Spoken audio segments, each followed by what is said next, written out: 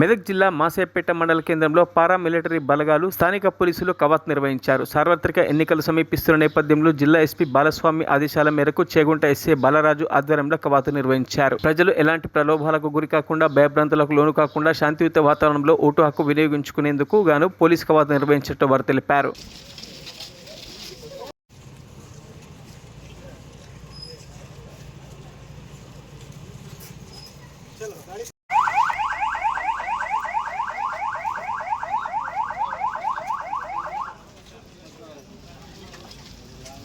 white वाली बच्चे हैं